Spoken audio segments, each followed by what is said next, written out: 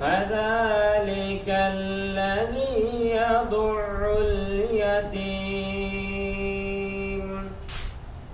ولا يحض على طعام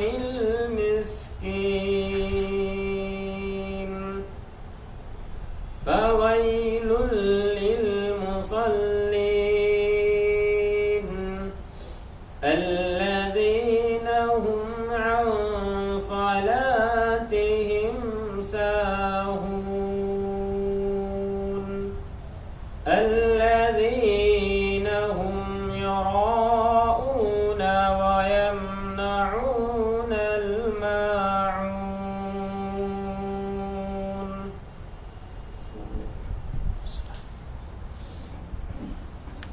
جزاک اللہ خیرا. اب میں بلا کسی تاخیر کے فضیلت الشیخ آصف اقبال مدنی حفظہ اللہ کو دعوت دے رہا ہوں. تشریف لائیں اور آپ کا عنوان استقبال رمضان اس موضوع پر خطاب فرمائیں.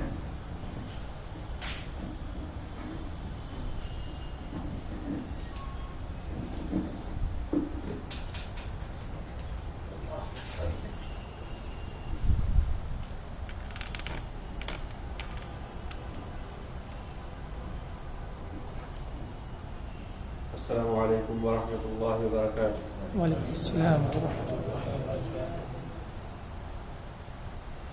إن الحمد لله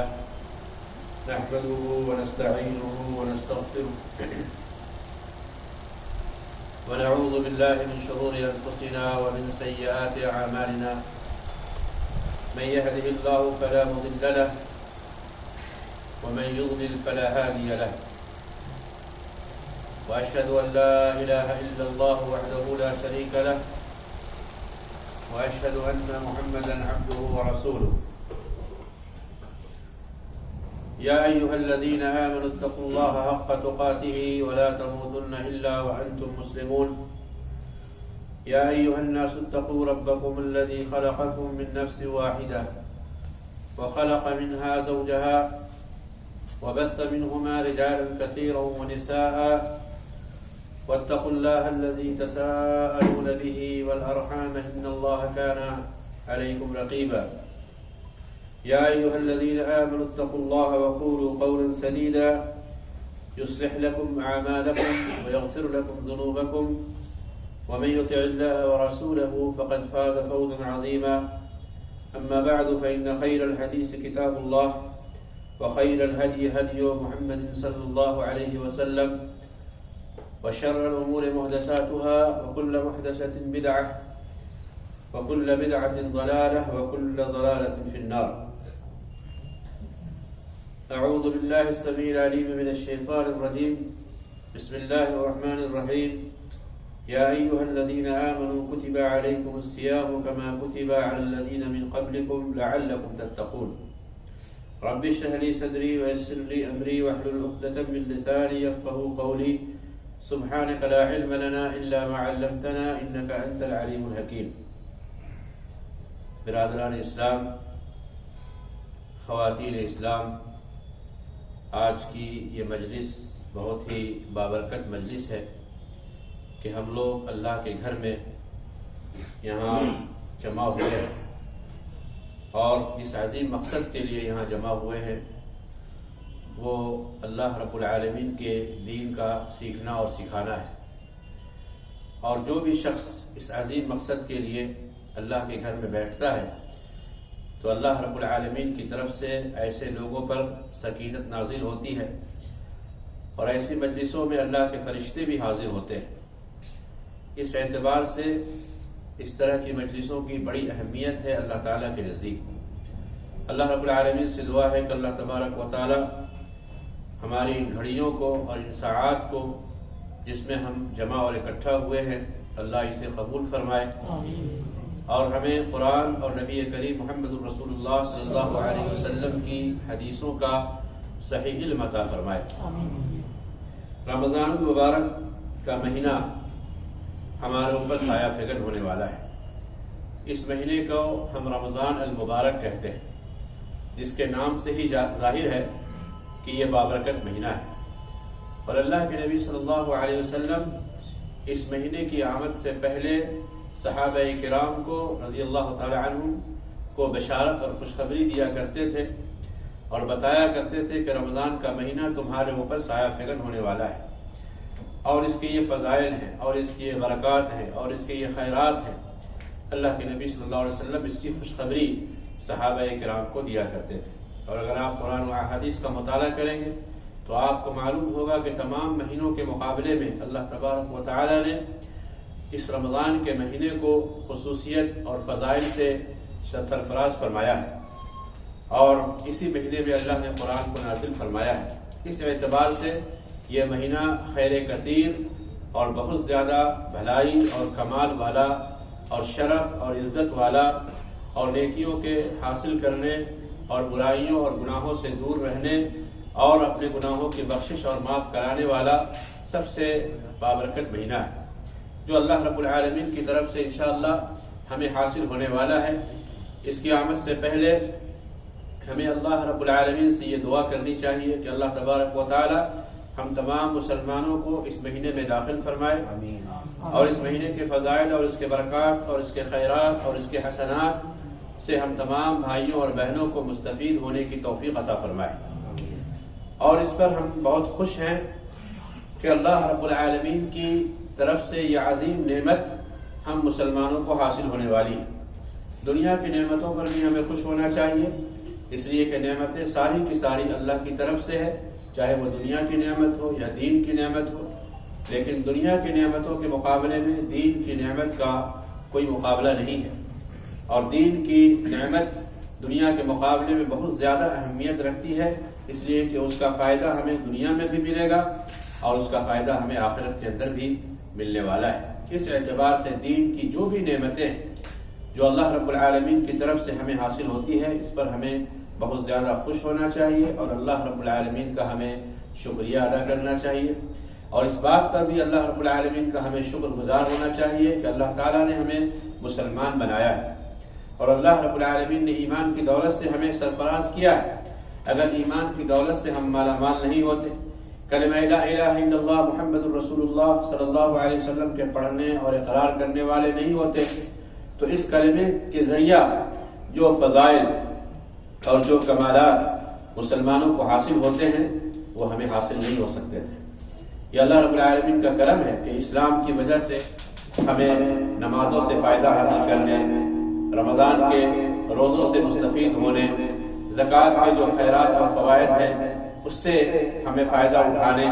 اور اسی طریقے سے حج جیسی عظیم عبادت سے مستفید ہونے کا ہمیں موقع ملتا ہے، اور یہ اسلام کی برکت ہے۔ اگر ہم مسلمان نہیں ہوتے تو یہ ساری برکتیں ہمیں حاصل نہیں ہو سکتی تھی۔ تو اللہ رب العالمین کا ہمیں اس بات پر بھی بے حد شکر گزار ہونا چاہیے کہ اللہ نے ہمیں مسلمان بنایا ہے، اور اسی اسلام کی وجہ سے یہ ساری کی ساری بھلائیاں ہمیں اور آپ کو حاصل ہو رہی ہے، اور ہمیں اس بات کی بھی کوشش کرنی چاہیے کہ اگر ہم مسلمان ہیں اور مسلمان ہونے کی وجہ سے اس کا فائدہ ہمیں مل رہا ہے دنیا میں،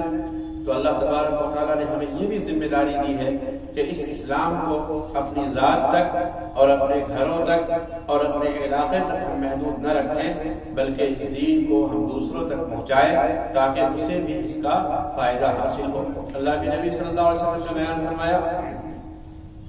کہ الدین والنصیحہ، دین خیر خواہی کا نام ہے، دین بھلائی کا نام ہے۔ تو دین صرف یہ نہیں ہے کہ ہم اس دین کو خود سیکھیں اور خود عمل کریں، بلکہ دین یہ ہے کہ جو کچھ آپ سیکھیں اس کو آپ دوسروں کو بھی سکھائیں، جو آپ پڑھیں اسے دوسروں کو بھی پڑھائیں۔ جس ہدایت سے اللہ نے آپ کو مالا مال فرمایا ہے، اس ہدایت کی باتوں کو دوسروں تک پہنچانے کے لیے ہمارے اندر ایک جذبہ ہونا چاہیے، ایک شوق ہونا چاہیے، ایک تڑپ ہونی چاہیے، اور اسی جذبے سے الحمدللہ آج کی یہ مجلس قائم کی گئی ہے۔ اللہ رب العالمین سے ہم دعا کرتے ہیں کہ اللہ تعالی ہماری اس مجلس کو قبول فرمائے، اور جن بھائیوں نے اس مجلس کو قائم کیا ہے اور اس کے لیے کوشش کی ہے، اور الحمدللہ اس طرح کے دروس کے لیے برابر وہ کوششیں کرتے رہتے ہیں، اللہ رب العالمین ان کی کوششوں کو قبول فرمائے۔ رمضان کی آمد سے پہلے ہمیں رمضان کا استقبال کیسے کرنا چاہیے، یہ آج کی اس درس کا عنوان اور موضوع ہے۔ تو میرے بھائیوں، رمضان کی آمد سے پہلے ہمیں اپنے دل سے، اپنی نیت سے اور اپنے ارادے سے ہمیں رمضان کے لیے تیار ہونا چاہیے کہ یہ مہینہ آ رہا ہے، تو اس مہینے میں جو ذمہ داری اللہ رب العالمین کی طرف سے دی گئی ہے، اس ذمہ داری کو الحمدللہ اپنی طاقت کے اعتبار سے اور اپنی وسعت کے اعتبار سے اور اپنی صلاحیت کے اعتبار سے ہم اس ذمہ داری کو نبھائیں گے۔ یہ ہر مسلمان کے دل میں یہ جذبہ ہونا چاہیے، اور عبادات کے تعلق سے کسی بھی طرح کی غفلت، کسی بھی طرح کی سستی اور کسی بھی طرح کی تقصیر اور کوتاہی سے ہمیں بہت دور ہونا چاہیے۔ مسلمان غافل نہیں ہوتا، بلکہ مسلمان چاق و چوبند اور نشیط ہوتا ہے، اور خاص طور سے دین کے معاملے میں، عبادات کے معاملے میں، اس لیے کہ وہ جانتا ہے کہ دنیا میں ہم عبادت کے لیے ہی پیدا ہوئے، اور اگر ہم اس کام کو انجام نہیں دیں گے تو قبر کی زندگی میں بھی ناکام ہوں گے اور حشر کی زندگی میں بھی ہم ناکام ہوں گے۔ اس لیے جس مقصد کے لیے اللہ تعالیٰ نے ہمیں دنیا میں بھیجا ہے، اس مقصد میں ہمیں لگا رہنا چاہیے۔ جب جو عبادت ہمارے اوپر فرض ہو جائے اور واجب ہو جائے، اس عبادت میں ہمیں مصروف ہو جانا چاہیے، اس کے لیے ہمیں تیار ہونا چاہیے، اس کے لیے کمر بستہ ہونا چاہیے، اور ہر طرح کی غفلت کی چادروں کو اتار کر کے پھینک دینا چاہیے۔ اس لیے میرے بھائیوں، رمضان سے پہلے ہمیں اس بات پر خوش ہونا چاہیے کہ اللہ رب العالمین اسلام کا ایک عظیم رکن، جس کو صیام یا روزہ کہا جاتا ہے، اس عظیم رکن کا ہم سامنا کرنے والے ہیں، اور یہ عظیم رکن ہمارے سامنے سایہ فکن ہونے والا ہے۔ اس لیے ہمیں اس عبادت سے محبت ہونی چاہیے۔ بہت سارے لوگ عبادات سے محبت نہیں کرتے، اس وجہ سے وہ عبادات کو انجام نہیں دے پاتے۔ جب کسی چیز سے آپ محبت کریں گے تو اس کام کو آپ دلچسپی سے کریں گے، اور اگر اس کی محبت ہمارے دلوں میں نہیں ہوگی تو میرے بھائیوں اس کام کو ہم صحیح طریقے سے نہیں کر پائیں گے۔ تو تمام عبادات کے تعلق سے ہمارے دل میں اس کی محبت ہونی چاہیے، اس لیے کہ یہ عبادات ہمارے لیے دین اور دنیا اور آخرت ہر اعتبار سے فائدہ مند ہے۔ اللہ تبارک و تعالیٰ اس دین کو ہمارے فائدے کے لیے نازل فرمایا ہے، دنیا کی پریشانیوں سے بچانے کے لیے، گناہوں کے بوجھ کو ہلکا کرنے کے لیے، گناہوں کو مٹانے کے لیے، اور نیکیوں سے ہمیں مالا مال کرنے کے لیے اللہ تبارک و تعالیٰ عبادات فرض کرتا ہے۔ عبادات کے فرض کرنے اور لازم کرنے کا مقصد اللہ تبارک و تعالیٰ کا یہ نہیں ہے کہ ہم کو تکلیف میں ڈالے، ہم کو مصیبت میں ڈالے، ہم کو پریشانی میں ڈالے، بلکہ اللہ تبارک و تعالیٰ پریشانیوں سے نکالنے کے لیے اور ضلالت اور گمراہی سے بچانے کے لیے اور دنیا کی تنگی سے نکال کر آخرت کے وسیع و عریض جنت کے اندر داخل کرنے کے لیے اللہ تبارک و تعالیٰ عبادات کو ہمارے اوپر فرض کرتا ہے۔ اس لیے مسلمانوں کو ان عبادات کے تعلق سے ہمیشہ خوش ہونا چاہیے اور انہیں محبت کی نگاہ سے دیکھنا چاہیے۔ جتنی زیادہ عبادات سے آپ کو محبت ہوگی، اسی اعتبار سے عبادات کے اندر آپ کا لگاؤ اور آپ کا تعلق اور آپ کی قربت اور آپ کی نزدیکی اسی اعتبار سے ہوگی۔ اس کو آپ دنیا کی مثالوں کے ذریعے آپ سمجھ سکتے ہیں۔ دنیا میں جس چیز سے انسان کو محبت ہوتی ہے، اس کے آگے پیچھے دائیں بائیں ہر طرف بھاگتا ہوا اور دوڑتا ہوا، سوچتا ہوا، پروگرام کرتا ہوا دکھائی دیتا ہے۔ تو میرے بھائیوں، دین کا معاملہ دنیا کے معاملے سے زیادہ اہم ہے، اور اللہ تبارک و تعالیٰ نے ہمیں یہ حکم دیا ہے کہ ہم دنیا کے مقابلے میں دین کو ترجیح دیں، آخرت کو ترجیح دیں، اور دنیا کو دنیا کے حساب سے سوچیں اور آخرت کو آخرت کے حساب سے سوچیں۔ تو جب ہم مسلمان آخرت کو آخرت کے حساب سے سوچیں گے تو میرے بھائیوں، جو عبادات ہمارے اوپر فرض کیے گئے ہیں، ان عبادات سے ہمیں انتہائی درجے کی محبت ہوگی، اور جب محبت ہوگی تو ہمیں اس کو اسی طریقے سے انجام دینے کی ہماری طرف سے کوشش ہوگی جس طریقے سے ہمارے نبی جناب محمد رسول اللہ صلی اللہ علیہ وسلم نے اسے انجام دینے کے لیے کہا ہے۔ بہت سارے لوگ عبادات کو اپنے ڈھنگ سے کرتے ہیں، نمازیں اپنے ڈھنگ سے پڑھ لیتے ہیں، جس طرح سے جی میں آتا ہے، طریقے کے اندر مخالفت ہے، اور ادائیگی کے اندر مخالفت ہے، اوقات کے اندر مخالفت ہے، ساری چیزوں میں مخالفت پائی جاتی ہے۔ اللہ کے نبی صلی اللہ علیہ وسلم نے جس طریقے سے نماز پڑھی، جن اوقات میں آپ نے نماز پڑھی، اور نماز کی جو کیفیات آپ نے بیان فرمائی، ان ساری چیزوں میں مسلمانوں کی طرف سے بہت زیادہ مخالفت پائی جاتی ہے۔ اسی طریقے سے تمام عبادات، روزے کا جو معاملہ ہے، روزہ اللہ رب العالمین نے فرض اس لیے نہیں کیا ہے تاکہ ہم بھوکے رہیں، تاکہ ہم پیاسے رہیں، تاکہ ہم دن میں عورتوں سے ہم دور رہیں۔ اللہ نے روزہ اس مقصد کے لیے فرض نہیں کیا ہے۔ آپ کو معلوم ہے کہ روزے کے فرضیت کا جو مقصد ہے لعلکم تتقون، تمہارے اندر تقوی آ جائے، تمہارے اندر پرہیزگاری آ جائے، تمہارے اندر عبادت کا ذوق اور شوق بڑھ جائے۔ 1 مہینہ مسلسل تمرین اور مشق، عبادت کی مشق کے ذریعہ انسان کو عبادت سے گہرا لگاؤ ہو جانا چاہیے، عبادت سے انتہائی درجے کی محبت ہو جانی چاہیے، نمازوں سے لگاؤ ہو جانا چاہیے، قرآن کریم کی تلاوت سے شغف بڑھ جانا چاہیے، ذکر الہی میں ہمیں مصروف ہو جانا چاہیے، اس لیے کہ رمضان کا مہینہ ان تمام عبادات کے مجموعے کا نام ہے۔ رمضان صرف روزے کا نام نہیں ہے، رمضان قرآن کی تلاوت کا بھی نام ہے، رمضان دعا کا بھی نام ہے، رمضان نماز کے اہتمام کا بھی نام ہے، رمضان تہجد کے اہتمام اور قیام اللیل کے اہتمام اور تراویح کے اہتمام کا بھی نام ہے، رمضان صدقہ اور خیرات کے اہتمام کا بھی نام ہے، رمضان لوگوں کے حقوق کی ادائیگی کا بھی نام ہے، رمضان اپنے آپ کو برائیوں سے بچانے اور گناہوں سے دور رکھنے اور تقوی اختیار کرنے کا نام ہے۔ تو رمضان صرف روزے کے لیے نہیں آیا ہے،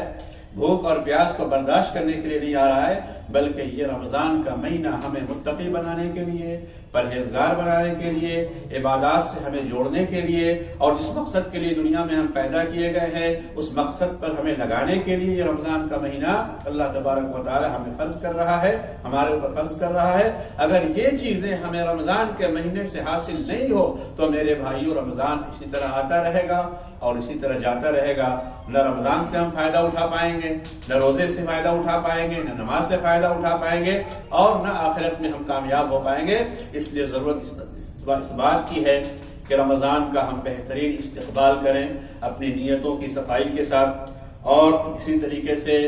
دل کی گہرائی سے ہم رمضان کے مہینے سے محبت کریں، اللہ سے محبت کریں، اللہ کے رسول صلی اللہ علیہ وسلم سے محبت کریں، قرآن سے محبت کریں، اور ہمارے اندر پختہ ارادہ ہو کہ رمضان میں ہم اسی طریقے سے رہیں گے جس طریقے سے ہمارے نبی صلی اللہ علیہ وسلم نے رمضان کے گزارنے کا حکم دیا ہے۔ رمضان میں ہم وہی کام کریں گے جس کے کرنے کا ہمیں حکم دیا گیا ہے، ان تمام چیزوں سے بہت زیادہ بچنے کی کوشش کریں گے جن کاموں کو اللہ نے غیر رمضان اور رمضان ہر حالت میں اللہ نے ہمارے اوپر حرام کیا ہے۔ خاص طور سے رمضان کے مہینے میں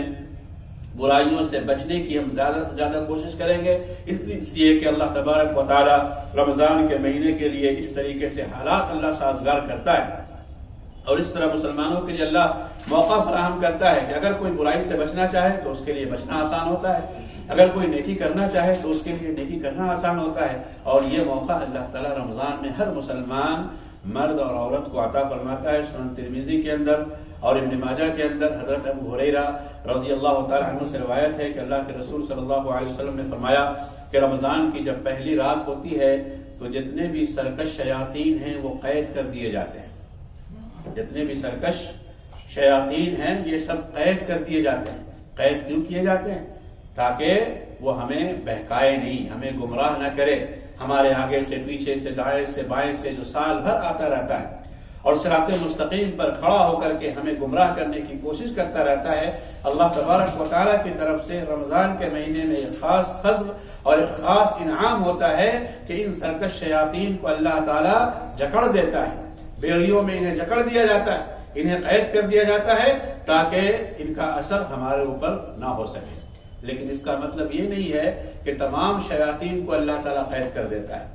اور اس کا مطلب یہ نہیں ہے کہ دوسرے اور بھی چیزیں دنیا میں جو بہکانے والی ہیں یا جو گمراہ کرنے والی ہیں یا خود انسان کا نفس اسے گمراہی کی طرف یا غلط چیزوں کی طرف لے جاتا ہے، ان ساری چیزوں کی پابندی ہو جاتی ہے، ایسا نہیں ہے۔ لیکن اللہ رب العالمین کا ایک خاص انعام اور فضل یہ ہوتا ہے کہ جو بڑے بڑے شیاطین ہیں اور جن کا بہت زیادہ اثر اس دنیا کے اندر ہے، اللہ رب العالمین کی طرف سے ہی ہے، اور یہ اللہ کی طرف سے آزمائش ہے، اللہ ان کو قید کے اندر ڈال دیتا ہے تاکہ ہم زیادہ سے زیادہ نیکیاں کر سکیں اور برائیوں سے دور رہ سکیں۔ اور اللہ کے نبی صلی اللہ علیہ وسلم نے بیان فرمایا کہ رمضان کی جب پہلی رات ہوتی ہے تو فتحت ابواب الجنہ ولم یغلق منها باب، جنت کے سارے دروازے کھول دیے جاتے ہیں اور کوئی دروازہ بند نہیں ہوتا ہے، جنت کے سارے دروازے کھول دیے جاتے ہیں اور کوئی دروازہ بند نہیں ہوتا۔ اور ایک دوسری روایت میں ہے کہ فتحت ابواب الرحمہ، فتحت ابواب الرحمہ یا فتحت ابواب الرحمہ، رحمت کے دروازے کھول دیے جاتے ہیں۔ کیوں کھولے جاتے ہیں؟ تاکہ اللہ رب العالمین کی طرف سے جو رحمتوں کی بارش ہوتی ہے اس بارش سے تمام کے تمام مسلمان فائدہ اٹھا سکیں۔ محروم ہے وہ انسان جو رمضان کے بابرکت مہینے میں، رحمت والے مہینے میں، خیر اور بھلائی والے مہینے میں، جود و سخا اور کرم والے مہینے میں اپنے آپ کو اللہ رب العالمین سے قریب نہ کر سکے، نیکیوں سے اپنے آپ کو جوڑ نہ سکے، رحمتوں کا مستحق اپنے آپ کو نہ بنا سکے، اللہ کے نبی صلی اللہ علیہ وسلم فرماتے ہیں کہ رحمت کے دروازے کھول دیے جاتے ہیں اور جنت کے سارے دروازے کھول دیے جاتے ہیں، کوئی دروازہ بند نہیں ہوتا۔ وَغُلِّقَتْ أَبْوَابُ النَّارِ وَلَمْ يُفْتَحْ مِنْهَا بَابٌ، اور جہنم کے سارے دروازے بند کر دیے جاتے ہیں، کوئی دروازہ کھولا نہیں جاتا، کوئی دروازہ کھولا نہیں جاتا۔ اور روزانہ پکارنے والا پکارتا ہے اور کہنے والا کہتا ہے کہ یا باغی الخیر اقبل و یا باغی الشر اقصر، اے نیکی کے چاہنے والے نیکیوں میں آگے بڑھو، اور اے برائی کرنے والے برائیوں سے باز آ جاؤ، برائیوں سے رک جاؤ۔ اور یہ روزانہ اللہ رب العالمین کی طرف سے فرشتوں کے ذریعے یہ اعلان کرایا جاتا ہے، اور اسی طریقے سے رمضان کی ہر رات میں مسلمانوں کی گردنوں کو اللہ جہنم سے آزاد کرتا ہے۔ یہ وہ فضائل ہیں جو احادیث کے اندر بیان کیے گئے، اور اللہ کے نبی جناب محمد رسول اللہ صلی اللہ علیہ وسلم نے یہاں تک بیان فرمایا کہ ہر عمل کا ثواب اللہ رب العالمین نے متعین فرما دیا ہے، لیکن روزہ ایک ایسا عمل ہے کہ جس کا ثواب بتایا نہیں گیا۔ اور اللہ تبارک و تعالی حدیث قدسی کے اندر فرماتا ہے کہ بندہ روزہ میرے لیے رکھتا ہے، اپنی شہوت کو میرے لیے چھوڑتا ہے، کھانے اور پینے کو میرے لیے چھوڑتا ہے، اس لیے اس کا جو بدلہ اور جو انعام ہے وہ میں دوں گا۔ اور کتنا اللہ تعالیٰ روزے پر اجر و ثواب عطا فرمائے گا یہ کسی کو اللہ نے نہیں بتایا، نہ فرشتے کو بتایا، نہ نبی پر اللہ نے وحی نازل فرمائی۔ تو آپ سوچ لیجئے کہ اللہ کتنا بڑا مہربان ہے جو رمضان کے مہینے کو عطا کر کے ہمارے اوپر اپنا خاص فضل نازل فرمانا چاہتا ہے۔ اور اللہ کے نبی صلی اللہ علیہ وسلم نے بیان فرمایا کہ من صام رمضان ایمانا واحتسابا غفر له ما تقدم من ذنبه، کہ جو رمضان کا مہینہ اللہ رب العالمین پر ایمان رکھتے ہوئے اور رمضان کے روزے کی فرضیت پر ایمان رکھتے ہوئے اور اللہ تبارک و تعالیٰ سے اجر و ثواب کی نیت سے اگر کوئی روزہ رکھتا ہے تو اللہ اس کے پچھلے سارے گناہوں کو معاف فرما دیتا ہے۔ یہ ہے رمضان کی روزے کی فضیلت۔ اور اللہ کے نبی صلی اللہ علیہ وسلم نے بیان فرمایا کہ اللہ رب العالمین کے راستے میں اگر کوئی ایک دن کا روزہ رکھتا ہے تو اللہ تبارک و تعالیٰ 70 سال کی مسافت پر اس کو جہنم سے دور کر دیتا ہے۔ 70 سال کی مسافت پر اس کی دوری صرف ایک روزہ رکھنے کی وجہ سے ہوتی ہے۔ آپ سوچئے کہ 30 روزہ یا 29 روزہ پورے مہینے کا روزہ ایک مسلمان مرد یا عورت رکھتا ہے، اللہ تبارک و تعالیٰ جہنم سے اسے کتنا دور کر دیتا ہے اور جنت سے اسے کتنا قریب کر دیتا ہے، اس کا اندازہ میرے بھائیوں ہم اور آپ نہیں لگا سکتے ہیں۔ اس لیے ہر انسان کو رمضان کے مہینے کی چاہت ہونی چاہیے اور اس کی آمد پر ہمیں خوش ہونا چاہیے، کسی بھی طرح کی ناراضگی کا یا کراہت کا یا اسی طریقے سے کسی بھی طرح کی تکلیف کا کوئی معاملہ ہماری طرف سے نہیں ہونا چاہیے۔ اور اللہ رب العالمین اپنی عبادات کے ذریعے ہماری آزمائش اور ہمارا امتحان لیتا ہے کہ ہم ان عبادات میں ہمارا کیا معاملہ ہوتا ہے، کیا سلوک ہوتا ہے، اللہ تبارک و تعالیٰ اسے دیکھنا چاہتا ہے۔ اسی طرح سے استقبال رمضان میں ایک بہت ہی اہم چیز یہ ہے کہ رمضان سے پہلے اور رمضان سے پہلے ہی نہیں بلکہ جو بھی عبادت ہمارے اوپر فرض ہے ان عبادات سے پہلے ہمیں اس کا علم حاصل کرنا اور اس میں کتاب و سنت کا فہم حاصل کرنا ہمارے لیے انتہائی ضروری ہے۔ کسی بھی عبادت میں آپ داخل ہوں تو اس سے پہلے اس عبادت کے بارے میں آپ کا علم حاصل کرنا اور آپ کو جاننا ضروری ہے تاکہ وہ عبادت آپ صحیح طریقے سے انجام دیں۔ اس لیے کہ ہمارے دین کی بنیاد علم پر ہے، جہالت پر نہیں ہے۔ اللہ کے نبی صلی اللہ علیہ وسلم نے بیان فرمایا نماز ویسی پڑھو جیسے تم نے مجھے نماز پڑھتے ہوئے دیکھا ہے، حج ویسی کرو جیسے تم نے مجھے حج کرتے ہوئے دیکھا ہے۔ تو جس طریقے سے ہمارے نبی صلی اللہ علیہ وسلم نے روزہ رکھا ہے اسی طریقے سے مسلمانوں کو روزہ رکھنا چاہیے۔ تو روزہ کے احکام اور مسائل کا روزہ کے آنے سے پہلے جاننا اور اتنا جاننا جس سے ہمارا روزہ صحیح اور درست ہو سکے ہر مسلمان مرد یا عورت پر فرض ہے۔ طلب العلم فریضۃ علی کل مسلم، علم دین کا سیکھنا ہر مسلمان پر فرض ہے۔ تو ان کے مسائل میں سے بعض مسائل کا ذکر انشاءاللہ آج کے درس میں ہوگا۔ جیسے رمضان کا جب مہینہ شروع ہوگا تو رمضان کا روزہ شروع ہوگا۔ رمضان کا جو مہینہ جو عربی مہینہ ہے رمضان یعنی شعبان کے ختم ہونے کے بعد رمضان کے مہینے کے بعد ہی رمضان کا روزہ شروع ہوگا۔ اگر کوئی رمضان کا مہینہ شعبان میں رکھے تو اس کا روزہ نہیں ہوگا، یعنی اگر کوئی رمضان کا مہینہ شوال میں رکھے اس کا روزہ یعنی فرض سمجھ کر کے اگر وہ رکھتا ہے تو اس کا روزہ نہیں ہوگا، یعنی یہ الا ہے کہ اس کا روزہ چھوٹا ہوا ہے۔ چھوٹے ہوئے روزے کو کی قضا آپ کبھی بھی کر سکتے ہیں، لیکن رمضان کا مہینہ آپ چاہے شوال میں رکھ لیں چاہے آپ دوسرے مہینے میں رکھ لیں تو ایسا نہیں ہو سکتا جب تک رمضان کا مہینہ داخل نہیں ہو جاتا ہے۔ تو رمضان کا مہینہ کیسے داخل ہوگا،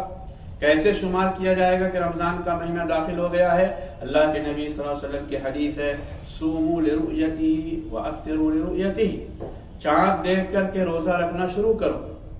چاند دیکھنے کے بعد ہمیں روزہ رکھنا شروع کرنا ہے، اور عربی مہینہ 29 کا بھی ہوتا ہے اور 30 کا بھی ہوتا ہے۔ تو شعبان کی 29ویں تاریخ کو ہمیں یہ حکم دیا گیا ہے کہ ہم چاند دیکھیں، اور اگر چاند نظر آ جائے اور کوئی یا تو خود ہم دیکھیں یا کوئی قابل اعتماد شخص اگر گواہی دیتا ہے چاند کی تو اس کا اعتبار ہوگا۔ تو چاند دیکھنے کے بعد مہینے کی شروعات ہو جاتی ہے۔ لیکن اگر اتفاق سے بادل کی وجہ سے یا کسی اور وجہ سے چاند کوئی نہیں دیکھ سکا تو اللہ کے نبی صلی اللہ علیہ وسلم کی حدیث کے مطابق مہینے کو 30 دن مکمل کرنا ہے۔ یعنی شعبان کو اگر 29 کو چاند نکل جائے تو پھر پہلی تاریخ سے روزہ شروع ہو جائے گا، لیکن اگر 29 کو چاند نہیں نکلا ہے تو شعبان کے 30 دن ہم مکمل کریں گے، اور پھر اس کے بعد پہلی تاریخ سے روزہ شروع ہوگا، جیسا کہ اللہ کے نبی صلی اللہ علیہ وسلم کی اس سلسلے میں حدیث ہے۔ دوسرا مسئلہ رمضان کے تعلق سے یہ ہے کہ شعبان کی 30ویں تاریخ کا روزہ رکھنا کیسا ہے؟ یعنی 29 تاریخ کو چاند نہیں نکلا، کسی بھی وجہ سے نہیں نکلا ہو، اب شعبان کی 30ویں تاریخ میں ہم داخل ہو چکے ہیں۔ بہت سے لوگ یہ سوچتے ہیں کہ 30ویں تاریخ کو روزہ رکھ لے احتیاط کے طور پر، ہو سکتا ہے کہیں چاند نکلا ہو سکتا ہے کہیں چاند دیکھا گیا ہو، تو احتیاط کے طور پر بہت سے لوگ 30ویں شعبان کو روزہ رکھتے ہیں۔ اللہ کے نبی جناب محمد رسول اللہ صلی اللہ علیہ وسلم نے بیان فرمایا کہ جو شک والے دن میں روزہ رکھے گا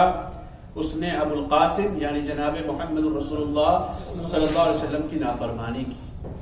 اس نے محمد صلی اللہ علیہ وسلم کی نافرمانی کی۔ تو شک والے دن میں روزہ نہیں رکھنا ہے، رمضان کا سمجھ کر احتیاطاً کہ رمضان ہے، ہو سکتا ہے، الا یہ کہ کسی کی عادت ہے، اگر کسی کی عادت ہے کہ 30ویں تاریخ کو سوموار کا دن پڑ گیا، 30ویں تاریخ کو جمعرات کا دن پڑ گیا، یا اسی طریقے سے کوئی چھوٹا ہوا روزہ ہے، اس کا معاملہ الگ ہے۔ تو اگر کسی کی عادت پہلے ہی سے نفلی روزہ رکھنے کی ہے اور وہ دن اتفاق سے 30ویں تاریخ کا دن ہے تو اس وجہ سے وہ روزہ رکھ سکتا ہے، لیکن احتیاط کے طور پر 30ویں تاریخ اور 30ویں شعبان کا روزہ رکھنا یہ جائز نہیں ہے۔ روزے کے احکام اور مسائل میں سے ایک مسئلہ یہ بھی آتا ہے کہ جو لوگ عاجز ہیں یعنی روزہ رکھنے کی طاقت نہیں رکھتے، کیوں؟ یا تو وہ مکلف ہی نہیں ہے، جیسے بچہ ہے، یا مجنون اور پاگل انسان ہے، تو ایسے انسان پر کچھ بھی نہیں ہے۔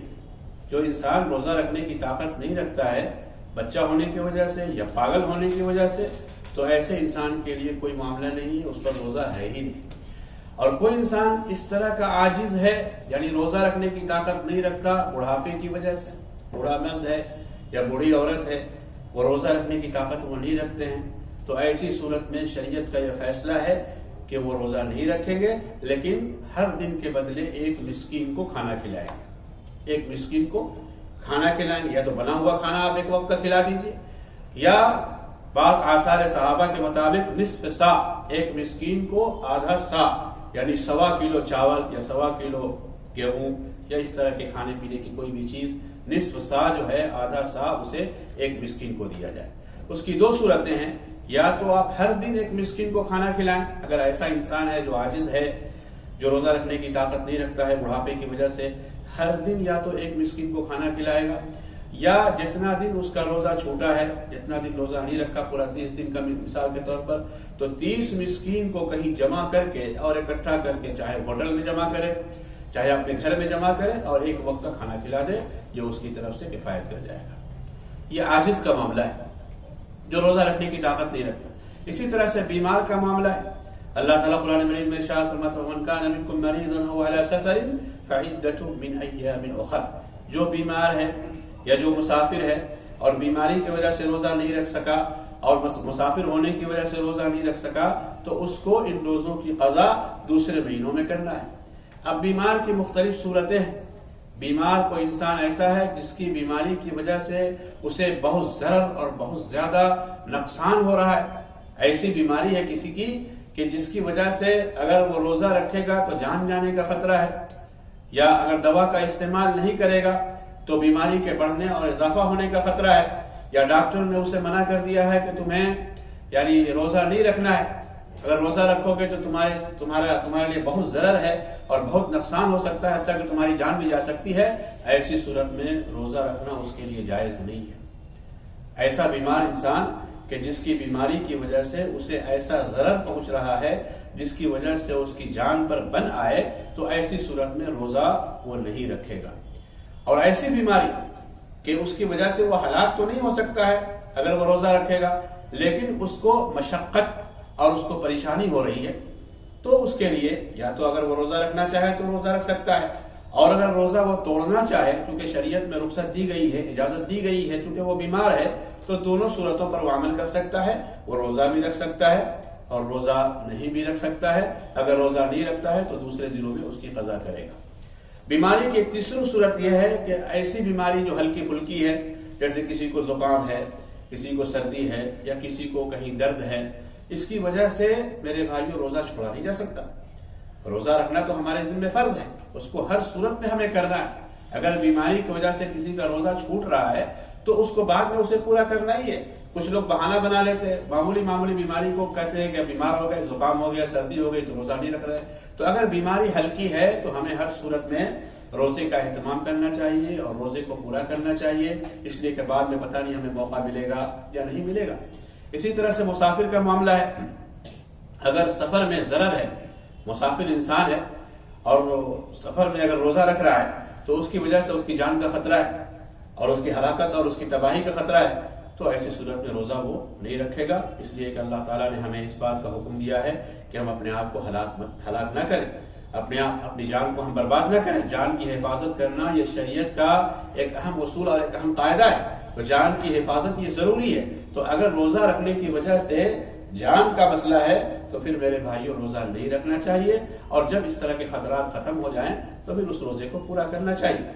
روزہ، مسافر کا روزہ ایک تو ایسا مسافر ہے کہ وہ سفر میں اسے مشقت ہو رہی ہے، اسے تکلیف ہو رہی ہے، تو ایسی صورت میں میرے بھائیوں اسے روزہ نہ رکھنا اس کے حق میں افضل ہے. سفر میں اگر تکلیف اور مشقت ہو رہی ہے تو اس کو اختیار ہے، روزہ رکھ بھی سکتا ہے اور روزہ نہیں بھی رکھ سکتا ہے. تو چونکہ مشقت ہو رہی ہے اس لیے شریعت کی طرف سے رخصت آئی ہے کہ مسافر کو یعنی اجازت ہے کہ وہ روزہ نہ رکھے، اور روزہ رکھ بھی سکتا ہے، لیکن روزہ نہ رکھنے کے لیے اللہ کی طرف سے رخصت دی گئی ہے. تو مشقت کی صورت میں وہ روزہ نہیں رکھے گا اور بعد میں وہ اس روزے کو پورا کرے گا. کچھ ایسے مسافر بھی ہوتے ہیں کہ جن کے لیے سفر میں کوئی دشواری نہیں ہوتی ہے، چاہے وہ روزہ رکھیں تب بھی، روزہ نہ رکھیں تب بھی. تو ایسی صورت میں چونکہ روزہ رکھنا واجب ہے ہر صورت میں، اگر آج ہم نہیں کریں گے تو کل ہمیں اسے پورا کرنا ہی پڑے گا. تو جب ہمارے لیے سہولت ہے اور ہمارے لیے آسانی ہے اور روزہ رکھنے میں کوئی بہت زیادہ پریشانی نہیں ہے تو ایسے مسافروں کو روزہ رکھ لینا چاہیے. کیوں؟ تاکہ یہ ذمہ داری ختم ہو جائے اور بعد میں روزہ پورا کرنے کے سلسلے میں جو معاملات ہوتے ہیں ان معاملات کو بھی ہم اچھی طرح سے جانتے ہیں کہ ٹالتے ٹالتے دوسرا رمضان آ جاتا ہے اور معلوم ہوتا ہے کہ پہلا روزہ ابھی رمضان کا روزہ ابھی چھوٹا ہوا ہے، ہم نے مکمل نہیں کیا ہے. تو سفر میں اگر کوئی بہت زیادہ دشواری نہیں ہے تو روزہ رکھ لینے میں ہی بہتری اور بھلائی ہے. اسی طریقے سے عورتوں کا مسئلہ ہے. حاملہ عورتیں ہیں یا دودھ پلانے والی عورتیں ہیں، ان کے ساتھ کیا معاملہ ہے؟ اگر روزہ رکھنے میں کوئی دقت نہیں ہے، حاملہ عورت کو اور دودھ پلانے والی عورت کو روزہ رکھنے میں کوئی دشواری نہیں ہے تو انہیں ہر صورت میں روزہ رکھنا چاہیے، روزہ رکھنا چاہیے. لیکن اگر روزہ رکھنے کی وجہ سے حمل والی عورت کو پریشانی ہو رہی ہے یا دودھ پلانے والی عورت کو پریشانی ہو رہی ہے، چاہے اس کی وجہ سے پریشانی ہو، اس کی ذات کو پریشانی ہو رہی ہو یا بچے کی وجہ سے یا بچے کو پریشانی لاحق ہو رہی ہو، دونوں صورتوں میں وہ روزہ نہیں رکھے گی، بعد میں اس روزے کو پورا کرے گی. تو اسی طریقے سے حمل والی عورتیں اور دودھ پلانے والی عورتوں کا یہ معاملہ ہے. اسی طریقے سے وہ عورتیں جن کو مہینہ آتا ہے یعنی بالغ ہو چکی ہیں، اور وہ عورتیں جن کا بچہ ہوا ہے یعنی نفسا عورتیں، یعنی ولادت کے بعد جو عورتوں کو جو خون آتا ہے، اس حالت میں اگر ہے تو اس حالت میں روزہ رکھنا جائز نہیں ہے۔ اگر حیض آ جائے، مہینہ آ جائے عورت کو، تو اب روزہ اس کے اوپر حرام ہو جاتا ہے، یعنی وہ روزہ نہیں لیکن روزے کی وہ قضا کرے گی، روزے کی وہ قضا کرے گی بعد میں، 6 دن ہو یا 7 دن ہو، جتنا دن اس کا روزہ چھوٹے گا اس روزے کو وہ قضا کرے گی۔ اسی طریقے سے ولادت کے بعد جو خون آتا ہے، ایسی حالت میں وہ روزہ نہیں رکھے گی لیکن اس روزے کی قضا وہ بعد میں کرے گی۔ لیکن نمازوں کی قضا حائضہ عورت اور نفسا عورت نمازوں کی قضا نہیں کرے گی، جتنا دن نماز چھوٹے گی اس کا معاملہ وہیں پر ختم ہو جاتا ہے۔ تو بہت ساری عورتیں ہیں جن کو یہ مسئلہ معلوم نہیں ہے حیض اور نفاس کے سلسلے میں، حیض اور نفاس کا جو معاملہ ہے ایسی حالت میں روزہ رکھنا ان کے لیے جائز نہیں ہے۔ اگر کسی عورت کو یعنی افطار سے پہلے کچھ دیر پہلے اگر مہینہ آ جاتا ہے تو اس کا روزہ باطل ہو جاتا ہے۔ افطار سے چند منٹ پہلے، یعنی سورج ڈوبنے سے چند منٹ پہلے ہی کسی کو مہینہ آ جائے تو پورے دن کا روزہ ختم ہو جائے گا، اس روزے کی وہ قضا کرے گی۔ اسی طریقے سے فجر کے وقت سے پہلے اگر کوئی عورت پاک ہوتی ہے، فجر کے وقت سے پہلے اگر کوئی عورت پاک ہوتی ہے لیکن غسل کرنے کا ٹائم اس کے پاس نہیں ہے یا وہ غسل نہیں کر پا رہی ہے، تو میرے بھائیوں وہ روزہ رکھے گی اور غسل بعد میں کرے گی، کیونکہ نماز بھی پڑھنی ہے، اس لیے جتنا جلدی ہو سکے وہ غسل کر کے نماز ادا کرے گی، جیسا کہ اس سلسلے میں احادیث سے یہ ساری چیزیں ثابت ہوتی ہیں۔ روزے کے مسائل میں اہم مسئلہ ایک یہ ہے کہ روزہ کن چیزوں سے ہمارا فاسد ہوتا ہے، روزہ کن چیزوں سے ہمارا ختم ہو جاتا ہے۔ ان چیزوں میں سے ایک چیز کیا ہے؟ کھانا اور پینا۔ جان بوجھ کر کھانے سے،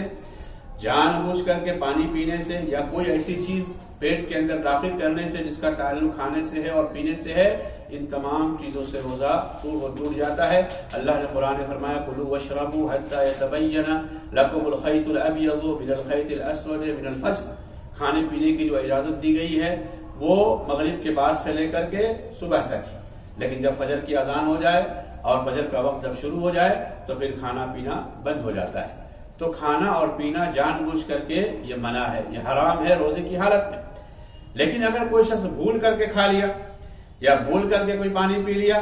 تو پھر اس کا روزہ صحیح ہوتا ہے۔ جیسے ہی اسے یاد آ جائے منہ کے اندر جو بھی چیزیں ہیں اسے پھینک دینا چاہیے۔ اللہ کے نبی جناب محمد رسول اللہ صلی اللہ علیہ وسلم نے بیان فرمایا کہ اللہ نے اسے کھلایا ہے، اللہ نے اسے پلایا ہے۔ اسی طریقے سے کھانے اور پینے کے بعد ایک مسئلہ آتا ہے جس سے روزہ ٹوٹتا ہے، وہ جماع ہے، یعنی جو بیوی والے ہیں ان کے لیے راتوں میں یہ عمل جائز ہے، لیکن روزے کی حالت میں یہ عمل جائز نہیں ہے۔ لیکن اگر کسی سے یہ عمل صادر ہو جاتا ہے تو ایسی صورت میں اس کے لیے روزے کی قضا بھی ہے اور سخت کفارہ بھی ہے، سخت کفارہ بھی ہے۔ کفارہ کیا ہے؟ ایک غلام کو آزاد کرنا، جو ابھی ممکن نہیں ہے، حالات ایسے نہیں ہیں ملک کے دنیا کے کہ آپ غلام آزاد کریں۔ دوسری صورت کیا ہے؟ 2 مہینہ مسلسل روزہ رکھنا ہے۔ ایک روزہ فاسد ہونے کی وجہ سے اور خراب ہونے کی وجہ سے 2 مہینہ مسلسل روزہ رکھنا ہے، لیکن اگر بیچ میں کسی عذر کی وجہ سے چھوڑ دیتا ہے، جیسے عید کا دن آ گیا یا وہ بیمار ہو گیا، تو پھر اس کے بعد جب بیماری سے ٹھیک ہوگا یا عید کا دن ختم ہو جائے گا تو پھر اس کا تسلسل باقی رہے گا۔ لیکن اگر اس کے علاوہ یعنی شرعی عذر کے علاوہ اگر کسی ایک دن کا بھی روزہ وہ چھوڑ دیتا ہے تو پھر نئے سرے سے اس کو 60 دن کا روزہ مکمل کرنا پڑے گا۔ کفارہ بہت سخت ہے، اس لیے میرے بھائیوں جن چیزوں سے منع کیا گیا ہے ان چیزوں سے ہمیں بچنے کی ضرورت ہے۔ تو روزے کی حالت میں عورتوں سے یہ کام کرنا جو ہمارے لیے غیر رمضان میں، غیر روزے کی حالت میں جو ہمارے لیے جائز ہے، روزے کی حالت میں یہ چیز ہمارے لیے حرام ہو جاتی ہے۔ عورتوں کے لیے بھی جائز نہیں ہے، مردوں کے لیے بھی جائز نہیں ہے۔ اسی طریقے سے جان بوجھ کر کے اگر کوئی انسان قے کرتا ہے تو قے کرنے کی وجہ سے عمدن اور قصدن انگلی ڈال کر یا کوئی ایسا عمل کر کے جس کی وجہ سے قے باہر آ جائے اور اندر کی چیزیں باہر آ جائے، اس سے بھی روزہ فاسد ہو جاتا ہے، روزہ ٹوٹ جاتا ہے۔ لیکن اگر خود بخود اگر یہ عمل ہو جاتا ہے بغیر اس میں آپ کا عمد اور آپ کا قصد اور آپ کا ارادہ اس میں نہیں ہے، ایسے ہی قے آ جائے تو اس سے روزہ فاسد اور خراب نہیں ہوتا ہے۔ تو روزہ کو فاسد کرنے والی جو چیزیں ہیں ان تمام چیزوں سے ہمیں اپنے آپ کو بچانا ہوگا۔ اسی طرح حیض کا آنا ہے اور اسی طرح نفاس کا آنا ہے، اس کی وجہ سے بھی روزہ فاسد ہو جاتا ہے، روزہ خراب ہو جاتا ہے۔ تو ہمیں ان چیزوں سے بچنا چاہیے جس سے ہمارا روزہ فاسد ہو جاتا ہے، روزہ باطل ہو جاتا ہے۔ روزے کے قضا کے سلسلے میں بھی ہمیں علم حاصل کرنا چاہیے کہ جو روزہ ہمارا چھوٹ گیا ہے اس روزے کو ہم کب پورا کریں اور کیسے پورا کریں۔ اس کا معاملہ اللہ رب العالمین نے وسیع رکھا ہے۔ کہ رمضان کے بعد سے لے کر کے دوسرے رمضان تک آدمی کے پاس وقت ہے اور موقع ہے کہ جب چاہے وہ روزے کی قضا کر لے جو روزہ اس کا چھوٹ گیا ہے، جیسا کہ علماء کرام نے اس سلسلے میں لکھا ہے۔ اور اس سلسلے میں دوسری بات یہ ہے کہ پے در پے روزے کی قضا ضروری نہیں ہے کہ مان لیجیے 1 ہفتے کا روزہ 6 دن کا یا 7 دن کا روزہ جو چھوٹا ہے تو ہمیں پے در پے 7 دن کا یا 6 دن کا روزہ رکھنا، ایسا نہیں۔ اگر آپ چاہیں تو 1 ہفتے میں 1 دن رکھ لیں، کسی مہینے میں 1 دن رکھ لیں، 2 دن کے بعد 1 روزہ پورا کر لیں، 1 ہفتے کے بعد 1 روزہ پورا کر لیں، اپنی استطاعت کے حساب سے اور آسانی کے حساب سے جب چاہیں آپ روزے کو پورا کریں۔ تو یہ روزے کی قضا کا مسئلہ ہے، اللہ رب العالمین کی طرف سے اس میں آسانی ہے کہ آپ پورے سال کے اندر جب چاہیں روزہ پورا کر سکتے ہیں۔ حضرت عائشہ رضی اللہ تعالیٰ عنہ بیان فرماتی ہے کہ جو روزہ رمضان کا چھوٹ جاتا تھا ہمیں موقع نہیں ملتا تھا کہ ہم اس روزے کو مکمل کریں اور شعبان کا مہینہ آ جاتا تھا۔ تو اس میں آسانی ہے، لیکن جتنا جلد ہو سکے اس کام کو انجام دے لینا چاہیے اور اس میں ٹال مٹول نہیں ہونا چاہیے، اس لیے کہ معلوم نہیں کب ہم دنیا سے چلے جائیں اور ہمارے ذمے یہ عمل باقی رہ جائے۔ اسی طرح نیت کا مسئلہ آتا ہے جو بہت ہی اہم مسئلہ ہے۔ انما الاعمال بالنیات، عملوں کا دار و مدار نیتوں پر ہے۔ کوئی بھی عبادت بغیر نیت کے اللہ تعالیٰ قبول نہیں کرتا، لیکن نیت دل کے ارادے کا نام ہے، نیت دل کے ارادے کا نام ہے، زبان سے ادائیگی یہ نیت نہیں ہے۔ بہت سے لوگ نماز کے لیے نیت کرتے ہیں اپنی زبان سے، روزے کے لیے آپ اشتہارات میں دیکھتے ہوں گے کہ روزے کے لیے نیت لکھی ہوتی نویت ان اصوم غدا، کہ میں کل روزہ رکھنے کی نیت کرتا ہوں۔ اس طرح کے عبارات اور الفاظ نبی کریم محمد رسول اللہ صلی اللہ علیہ وسلم کی کسی بھی حدیث میں نہیں ہے، کسی بھی حدیث میں نہیں ہے نویت ان اصوم غدا، نویت ان اصلی 4 رکعات خلف الامام متوجہا للقبلہ او الکعبہ، اس طرح کے الفاظ کسی بھی حدیث کی کتاب میں نہیں۔ حدیث میں کیا ہے؟ عمل کا دار و مدار نیت پر ہے اور نیت کی جگہ دل ہے اور دل سے انسان ارادہ کرتا ہے۔ تو میرے بھائیوں، ارادے سب کے ہوتے ہیں، ہر عمل کے بغیر ارادہ کے کوئی کام نہیں ہوتا ہے۔ تو اسی طرح سے روزہ کے لیے بھی نیت ہونی چاہیے اور یہ نیت بہت ضروری ہے۔ اللہ کے نبی صلی اللہ علیہ وسلم کی حدیث ہے کہ فرض روزے کے لیے رات میں ہی نیت ہونی چاہیے، اور نفلی روزے کے لیے اگر آپ صبح سے کچھ کھائے نہیں ہیں تو آپ ظہر سے پہلے نفلی روزے کی نیت کر سکتے ہیں، لیکن فرض روزے کے لیے آپ کو رات میں ہی نیت کرنی پڑے گی۔ علماء نے کہا ہے کہ بہتر یہ ہے کہ رمضان کے ہر رات کو آپ نیت کریں، اور یہ کوئی مشکل چیز نہیں ہے، یہ کوئی مشکل چیز نہیں ہے کہ اس کے لیے نیت آپ کو الگ سے کچھ کرنا پڑے گا، سحری کا انتظام کرنا، رات میں جلدی سونا، الارم لگا کے سونا، کسی کو کہہ کر کے سونا، یہ ساری کی ساری چیزیں نیتوں کے اندر داخل ہے۔ ویسے رمضان کے شروع ہوتے ہی ہماری نیت یہ ہو جاتی ہے الحمدللہ کہ پورے رمضان کا الحمدللہ ہم روزہ رکھیں گے، اللہ ہے کہ آپ سفر میں چلے جائیں، اللہ ہے کہ کوئی بیمار ہو جائے پھر روزہ ٹوٹ جاتا ہے، اب اس کے بعد نیت نئے سرے سے انسان کر لیتا ہے، لیکن شروع میں ہی ہماری نیت یہ ہوتی ہے کہ ہم پورے رمضان کا روزہ رکھیں گے، اور یہی اصل نیت ہے، یہی اصل نیت ہے۔ اس کے بعد روزے کے احکام و مسائل کے تعلق سے جو اللہ کے نبی صلی اللہ علیہ وسلم کی جو سنتیں ہیں اور آپ صلی اللہ علیہ وسلم کا جو روزہ ہے، ان تمام آداب کو ہمیں صحیح طریقے سے بجا لانا چاہیے۔ اللہ کے نبی صلی اللہ علیہ وسلم کی سنتوں میں سے ایک سنت کیا ہے؟ افطار کرنا ہے۔ افطار کرنا یہ نبی صلی اللہ علیہ وسلم کی سنت ہے، اور افطار ہم کیسے کریں؟ اگر اللہ کے نبی صلی اللہ علیہ وسلم نے بیان فرمایا کہ کھجوروں سے ہم افطار کی ابتدا کریں، کھجور کھائیں، اور اگر کھجور میسر نہ ہو تو پھر پانی کا استعمال کریں، یہ اللہ کے نبی صلی اللہ علیہ وسلم کی سنت ہے، اور سنتوں پر عمل کرنا یہ ہمارے لیے دنیا و آخرت کی سعادت کا ذریعہ ہے۔ ہمیں اپنے سے کوئی کام نہیں کرنا چاہیے، اگر اس کام میں اللہ کے نبی صلی اللہ علیہ وسلم کا کوئی عمل موجود ہے تو ہمیں اس عمل کو ڈھونڈنا چاہیے اور اسی طریقے کو اختیار کرنا چاہیے۔ اللہ رب العالمین نے کھانے پینے کی بہت ساری چیزیں ہمیں عطا فرمائی ہے، اور ہم بہت ساری چیزوں کو کھا سکتے ہیں، بہت ساری چیزوں کو پی سکتے ہیں، ہر طرح کے پھلوں کا جوس ہمارے پاس موجود ہے، ایپل کا جوس ہے، اورنج کا جوس ہے، یہ جوس ہے، وہ جوس ہے، لیکن اللہ کے نبی صلی اللہ علیہ وسلم کی سنت کے مطابق ہم جوس سے افطار نہ کریں بلکہ پانی سے افطار کریں، پانی سے جس میں کسی چیز کی ملاوٹ نہ ہو، اور اس سے پہلے کھجور ہے، اگر کھجور میسر نہ ہو تو پھر پانی سے، اور پھر پانی میسر نہ ہو تو پھر جس سے روزہ آپ افطار کر سکتے ہیں۔ اور افطار کی جو دعا ہے اس دعا کا بھی اہتمام ہونا چاہیے، ذهب الظمأ وابتلت العروق وثبت الاجر ان شاء اللہ، بہت مختصر سی دعا ہے، ذهب الظمأ وابتلت العروق وثبت الاجر ان شاء اللہ، کہ پیاس بجھ گئی، رگیں تر ہو گئی، اور اللہ رب العالمین کو جو ثواب دینا ہے وہ ثواب اللہ تعالیٰ عطا فرمائے گا، وہ ثابت ہے، اور اللہ تعالیٰ اپنے وعدے کے خلاف نہیں کر سکتا ہے۔ تو ہمیں یہ دعا مانگنی چاہیے، چاہے گرمی کا زمانہ ہو، سردی کا زمانہ ہو، کوئی بھی زمانہ ہو، ہمیں یہ دعا اللہ کے نبی صلی اللہ علیہ وسلم کے بتانے کی وجہ سے ہمیں یہ دعا پڑھنی چاہیے۔ اور اسی طریقے سے اللہ کے نبی صلی اللہ علیہ وسلم نے بیان فرمایا کہ لا یزال الناس بخیر ما عجلوا الفطر، لوگ ہمیشہ خیر اور بھلائی میں رہیں گے جب تک وہ افطار میں جلدی کرتے رہیں گے۔ افطار میں جلدی کرنے کا مطلب یہ نہیں ہے کہ آپ سورج ڈوبے نہیں اور آپ افطار کر لیں، یہ مطلب ہرگز نہیں ہے، ورنہ پھر روزہ نہیں رہے گا، ورنہ روزہ نہیں۔ سورج ڈوبنے کے بعد پھر احتیاط بول کر کے کوئی چیز نہیں ہے۔ بہت سارے لوگ احتیاط میں اپنی طرف سے کچھ کام کرتے ہیں، 5 منٹ رک جائے 4 منٹ رک جائے، سورج پتہ نہیں ڈوبا ہوگا کہ نہیں ڈوبا ہوگا، اس احتیاط میں 5 منٹ 6 منٹ یا اس سے زیادہ کا لوگ وقفہ رکھتے ہیں۔ لیکن میرے بھائیوں، کتاب و سنت کی روشنی میں ہمارا عمل یہ ہونا چاہیے کہ جب سورج ڈوب جائے تو فوراً ہمیں افطار کر لینا چاہیے، اس لیے کہ اللہ کے نبی صلی اللہ علیہ وسلم کی حدیث ہے کہ لوگ ہمیشہ بھلائیوں میں رہیں گے جب افطار محمد الرسول اللہ صلی اللہ علیہ وسلم کی سنت کے مطابق کرتے رہیں گے۔ اسی طریقے سے سحری کا معاملہ ہے،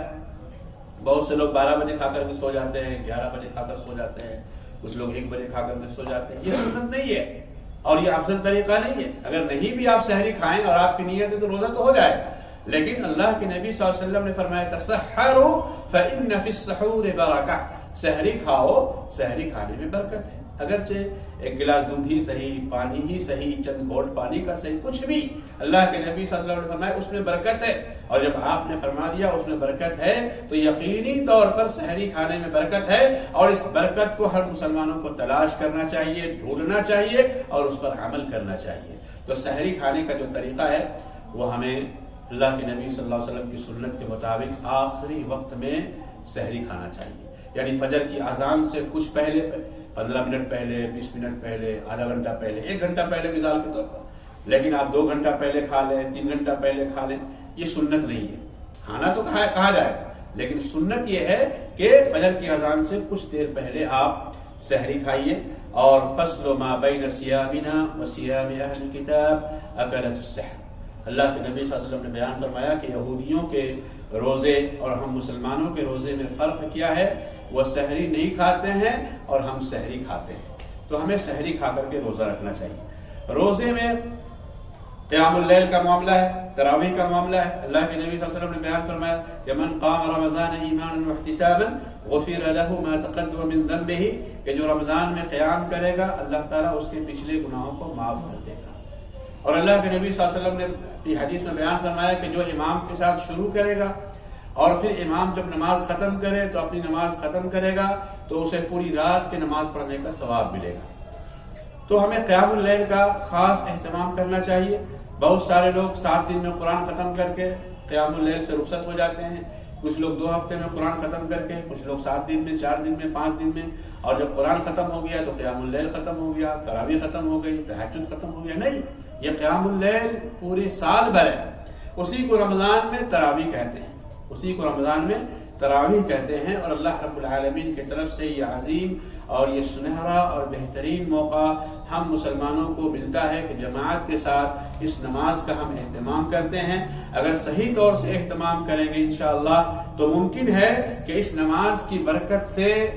اور اس نماز کی فضیلت سے ہمیں قیام اللیل کے اہتمام کا موقع مل جائے، یعنی تہجد نماز پڑھنے کا ہمیں موقع مل جائے۔ بہت سارے مسلمان ہیں جو 5 وقتہ نماز تو پڑھ لیتے ہیں لیکن تہجد نہیں پڑھ پاتے، اور اللہ کے نبی صلی اللہ علیہ وسلم تہجد ہمیشہ پڑھا کرتے تھے، اور یہ عظیم سنت ہے جو چھوٹتی چلی جا رہی ہے، الا ماشاءاللہ بہت کم لوگ ہیں تہجد پڑھنے والے۔ لیکن رمضان کا یہ مہینہ جو ٹریننگ کا اور مشق کا اور تربیت کا اور اعلیٰ تربیت کا، دین کی اعلیٰ تربیت کا اور تقوی کی اعلیٰ تربیت کا یہ مہینہ ہے، اس مہینے کے ذریعہ ہمیں قیام اللیل کے اہتمام کرنے کی تربیت ملتی ہے۔ اگر رمضان میں ہم صحیح طریقے سے قیام اللیل کریں تو انشاءاللہ بعد کے دنوں میں بھی قیام اللیل کا ہمیں موقع ملے گا، اور رمضان میں صحیح طریقے سے ہم روزہ رکھیں تو بعد کے دنوں میں نفلی روزوں کے اہتمام کا ہمیں موقع ملے گا، اور رمضان میں اگر صحیح طریقے سے تقوی اختیار کریں تو دوسرے مہینوں میں متقی بننے کا ہمیں موقع ملے گا۔ یہ ساری چیزیں اسی وقت ہوگی جب رمضان میں ہم اخلاص کے ساتھ داخل ہوں اور صحیح طریقے سے روزہ رکھیں، جیسا کہ اللہ کے نبی صلی اللہ علیہ وسلم نے ہمیں روزہ رکھنے کا حکم دیا ہے، روزہ کو اپنی طرح سے نہیں رکھنا چاہیے۔ آپ صلی اللہ علیہ وسلم نے فرمایا من لم يدع قول الزور والعمل به والجهل فليس لله حاجة في ان يدع طعامه وشرابه، کہ جو آدمی جھوٹ بولنا نہ چھوڑے، غلط کام کرنا نہ چھوڑے، اللہ تبارک و تعالیٰ کو اس کی کوئی پرواہ نہیں ہے کہ وہ کھانا پینا چھوڑ رہا ہے۔ کھانا پینا چھوڑنا یہ اللہ تعالیٰ کا مقصود نہیں ہے۔ اللہ تعالیٰ کا مقصد یہ ہے کہ رمضان کے ذریعہ بے حیائی سے، برائی سے، غلط چیزوں سے، غلط عمل سے، غلط نیتوں سے، غلط ارادے سے، حسد سے، بغض سے، نفرت سے، عداوت اور دشمنی سے، ایک دوسرے مسلمان سے کینہ کپٹ سے، ان تمام چیزوں سے اپنے دلوں کو پاک اور صاف کر لیا جائے،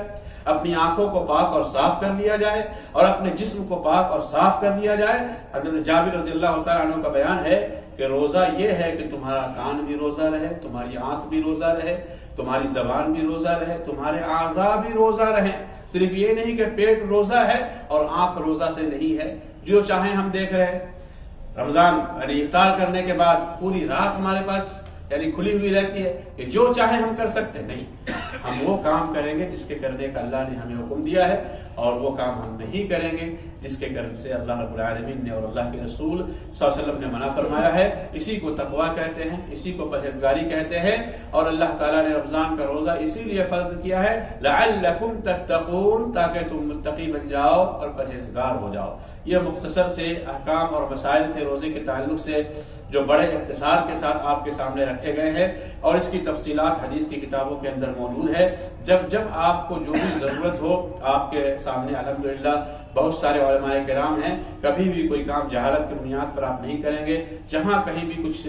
معلوم کرنے کی ضرورت ہوگی، آپ کو کچھ سمجھ میں نہیں آئے گا، علماء کرام سے آپ رابطہ کریں اور دین کو علم کے ساتھ سیکھیں، اور اللہ رب العالمین کے لیے مخلص ہو کر کے اللہ کی عبادت کریں، اور تمام مسلمانوں کے لیے اپنے دل اور اپنے سینے کو پاک اور صاف رکھیں۔ اور خاص طور سے رمضان کی دعائیں اللہ تعالیٰ قبول فرماتا ہے، اور دنیا پوری پریشانیوں کے اندر گھری ہوئی ہے، بیماریوں میں گھری ہوئی ہے، پریشانیوں میں گھری ہوئی ہے۔ تمام مسلمانوں کے لیے ہمیشہ ہم دعا کریں، خاص طور سے روزہ افطار کے وقت ہم دعا کریں، روزے کی حالت میں ہم دعا کریں کہ اللہ ہماری پریشانیوں کو بھی دور فرما دے، اے اللہ جملہ مسلمانوں کی پریشانیوں کو دور فرما دے، اے اللہ پوری دنیا کے اندر امن و امان اور سلامتی اور عافیت کو قائم فرما دے، اے اللہ جہالت کو ہم سے دور کر دے، اے اللہ ہماری ماں اور بہنوں سے جہالت کو دور کر دے، اے اللہ ہمارے بچوں کو نیک علم عطا فرما دے، نیک بنا دے، انہیں صحیح علم عطا فرما دے، انہیں قرآن و حدیث کا علم عطا فرما دے، ان کی دنیا کو اللہ بہتر بنا دے، ان کی جوانی کو اللہ تعالیٰ ٹھیک ٹھاک کر دے، اے اللہ ہمارے کاروبار میں برکتیں عطا فرما دے، اے اللہ ہمارے گھر و بار میں برکتیں عطا فرما دے،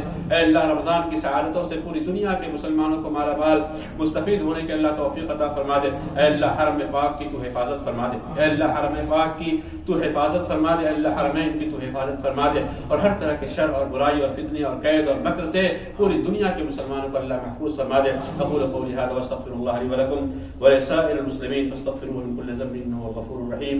سبحانك اللهم وبحمدك اشهد ان لا اله الا انت استغفرك واتوب اليك، وصلى الله وسلم على نبينا محمد وعلى اله وصحبه اجمعين، والسلام عليكم ورحمه الله وبركاته۔ وعلیکم السلام ورحمۃ اللہ۔